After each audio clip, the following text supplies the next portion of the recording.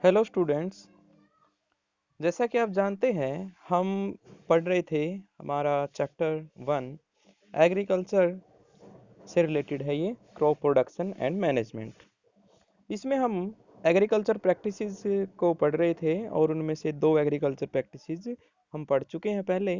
जिसमें से पहली थी, सबसे पहले हम मिट्टी को तैयार करते हैं और उसको टाइटल देते हैं प्रिपरेशन ऑफ सॉइल। उसके बाद हम बीज सिलेक्ट करते हैं, यानी सीड्स का सिलेक्शन होता है और उन्हें बोने की प्रोसेस होती है। उसको हमने नेम दिया था सोइंग ऑफ सीड्स। अब थर्ड स्टेप पे थर्ड एग्रीकल्चर प्रैक्टिसेस हैं एडिंग मैन्योर एंड फर्टिलाइजर। सबसे पहले हम इन दोनों का मतलब समझते हैं। मैन्योर्स का मतलब क्या होता है एंड फर्टिलाइजर का मतलब क्या होता है। मैन्योर्स जैविक खाद होते हैं जो हम कोई बैक्टीरिया की हेल्प से हम तैयार करते हैं उनको। हमारी मिट्टी में, हमारे एनवायरनमेंट में बहुत सारे बैक्टीरिया ऐसे प्रेजेंट होते हैं जो एनवायरनमेंट की नाइट्रोजन को या फिर जो बायोलॉजिकल वेस्ट होते हैं उनकी नाइट्रोजन को इस तरह से तैयार कर देते हैं, सिंथेसाइज कर देते हैं कि पौधे उसके अपने ग्रोथ के लिए यूज कर पाएँ। तो इसी तरह से हम बायोलॉजिकल वेस्ट को या फिर वेजिटेबल वेस्ट को या प्लांट्स वेस्ट को मिट्टी में एक जगह इकट्ठा कर लेते हैं। बैक्टीरिया फिर आगे अपना काम करते हैं, उसको डिकम्पोज करते हैं और वहाँ से कुछ इस तरह के एलिमेंट बना देते हैं वो जो नाइट्रोजन रिच होते हैं और पौधे उनको अपनी ग्रोथ के लिए फिर इस्तेमाल कर सकते हैं। एक्चुअली जो नाइट्रोजन एनवायरनमेंट में प्रेजेंट होती हैं, प्लांट्स उसको डायरेक्ट यूज़ नहीं कर पाते। इन्हें बैक्टीरिया की हेल्प लेनी पड़ती है और बैक्टीरिया अपना काम भी करते हैं। नाइट्रोजन रिच कंपाउंड ह्यूमस बनते हैं और उनको मैन्योर कहा जाए तो और भी बेटर रहेगा। तो मैन्योर जो होते हैं वो प्राकृतिक रूप से बनाए गए खाद होते हैं जिनमें हेल्प करते हैं डिकम्पोजर्स। और फर्टिलाइज़र फैक्ट्रीज में बने हुए कंपाउंड्स होते हैं, केमिकल कंपाउंड्स। ये अलग अलग तरह से अलग अलग एलिमेंट रिच होते हैं इनमें। जैसे सल्फर रिच हो सकते हैं, मैंगनीज रिच हो सकते हैं, अलग अलग तरह से ये जो है कैल्शियम रिच हो गए। ये सभी के सभी केमिकल कंपाउंड्स होते हैं जिन्हें फर्टिलाइज़र कहा जाता है। ये स्पेशली सिंथेसाइज कंपाउंड्स होते हैं और इन्हें फर्टिलाइज़र हम बोलेंगे। ऐसा क्यों किया जाता है, अब इसको समझ लेते हैं। Soil supplies mineral nutrition to the crop plants. जो मिट्टी होती है वो बहुत सारे आवश्यक एलिमेंट्स प्रोवाइड कराती है क्रॉप्स को, जो प्लांट्स होते हैं क्रॉप्स के। These nutritions are essential for the growth of plants.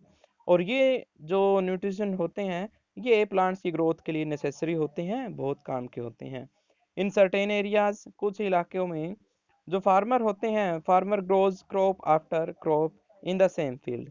एक ही फील्ड में लगातार फसल बोते रहते हैं, यानी उसे थोड़ी देर के लिए भी हम खाली नहीं छोड़ते। उससे क्या होता है, जो ज़मीन है यानी सोइल है उसकी फर्टिलिटी कम हो जाती है, उपजाऊनेस उसकी कम हो जाती है।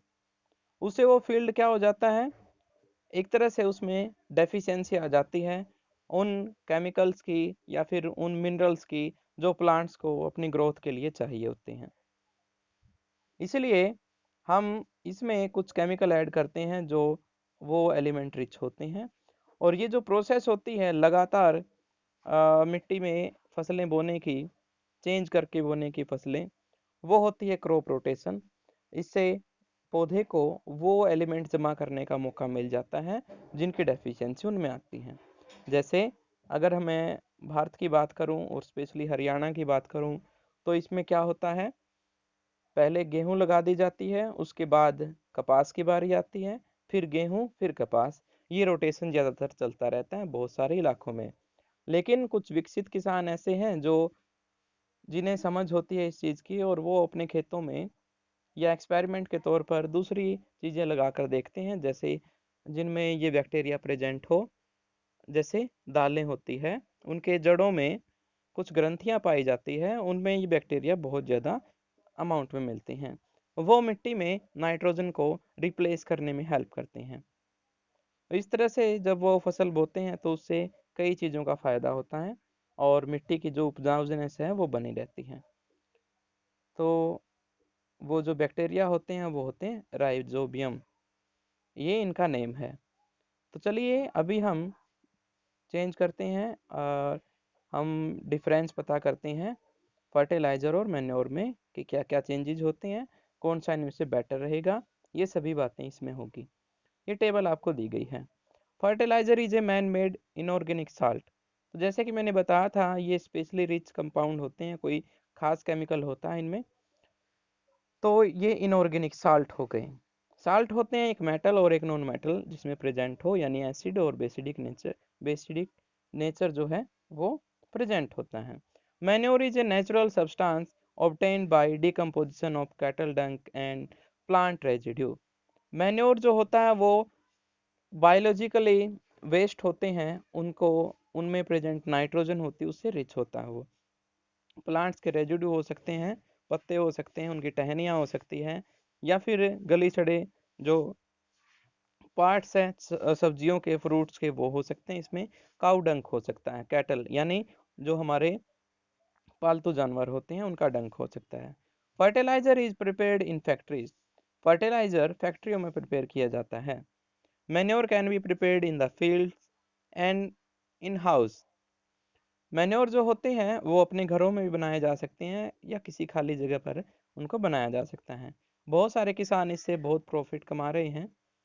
अपने खेतों में वो स्पेशली खाद बना रहे हैं बेहतर क्वालिटी का, और अर्थवॉर्म की हेल्प लेते हैं वो उससे, फिर उसको वो बेचते हैं और बहुत सारा बेनिफिट उन्हें होता है। Fertilizer does not provide any humus to soil. Humus का मतलब होता है वो एलिमेंट्स, या फिर कह सकते हो वो नाइट्रोजन एलिमेंट जो बैक्टीरिया ने प्रिपेयर किए हैं।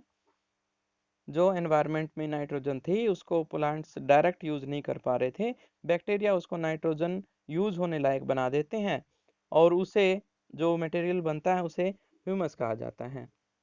ये ऑर्गेनिक होता है। फर्टिलाइजर ऐसा कुछ भी प्रोवाइड नहीं करते, ये स्पेशली एक स्पेशल ये टेबलेट की तरह काम करते हैं। अलग अलग बीमारियों में हमें अलग अलग डेफिशिएंसी में वही कंपाउंड हमें देते हैं ये, जिसकी उस टाइम नीड हो, बाकी कुछ नहीं। Manure provides a lot of humus to soil. और मैन्योर जो होते हैं इसके अपोजिट होते हैं, बहुत सारी चीज़ें ये प्रोवाइड कराते हैं जो उस टाइम की ज़रूरत है उनकी वो भी, और फर्दर जो यूज होंगे प्लांट्स की ग्रोथ के लिए वो भी। Fertiliser are very rich in plants nutrition like nitrogen, phosphorus and potassium. Fertiliser में जो नाइट्रोजन होती है वो उसी फॉर्म में होती है जैसी प्लांट्स को चाहिए होती है। दैट इज़ वाई प्लांट्स जल्दी ग्रोथ करते हैं जब उनमें फर्टिलाइजर ऐड किए जाते हैं। Manure is relatively less rich in plants nutrition. और मैन्योर में ये जो एलिमेंट होते हैं ये कम अमाउंट में पाए जाते हैं, या फिर कह सकते हो नाइट्रोजन को अभी डेवलप्ड होने की ज़रूरत होती है इन केस ऑफ मैन्योर, और उसमें टाइम लगता है। मैन्योर जब ऐड किए जाते हैं प्लांट्स में तो उतना जल्दी ग्रोथ नहीं हो पाती, और धीरे धीरे वो ग्रोथ हो पाती है। लेकिन फिर भी मैन्योर के एडवांटेज हैं, वो पढ़ते हैं एक बार क्या है। The organic manure is consider better than fertiliser. जो मैन्योर होते हैं वो ऑर्गेनिक एलिमेंट होने की वजह से ज़्यादा अच्छे से काम करते हैं ये फर्टिलाइजर के लिए। This is because it enhance the water holding capacity of soil. जब हम इनको ऐड करते हैं तो इससे वाटर कैपेसिटी जो होती है होल्ड करने की प्लांट मिट्टी के द्वारा वो इंक्रीज होती है। It makes the soil porous due to which exchange of gases become easy. ये मिट्टी को पोरस बना देते हैं, यानी इनमें जगह बच जाती है। ऐसा इसलिए क्योंकि जब हम ऐड करते हैं तो वो अनडिकम्पोज्ड होते हैं, लेकिन जब ऐड होने के बाद बैक्टीरिया उन्हें डिकम्पोज करेंगे तो उनमें गैसेज बनेंगी और होल्स बन जाएंगे एक तरह से, उसमें से आसानी से जो है एयर पास हो सकती है, पोरस टाइप का उनका नेचर हो जाता है।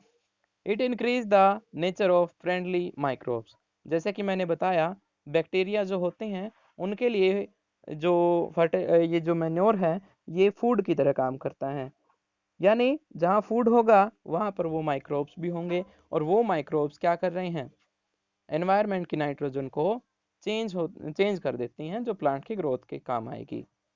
इस तरह से ये फ्रेंडली हो गए किसान के, क्योंकि प्लांट की ग्रोथ में हेल्प करते हैं। और भी बहुत सारी चीज़ें हैं। It improves the texture of soil. Texture का मतलब होता है बनावट, जो एक एक केमिकल प्रोसेस कह सकते हो, केमिकल संरचना जो होगी मिट्टी की उसको इम्प्रूव करते हैं, यानी क्वालिटी को इंक्रीज करते हैं। तो इस तरह से ये जो हेल्प करते हैं और उससे आगे का जो प्रैक्टिस है वो हम बाद में करेंगे। Okay, all the best.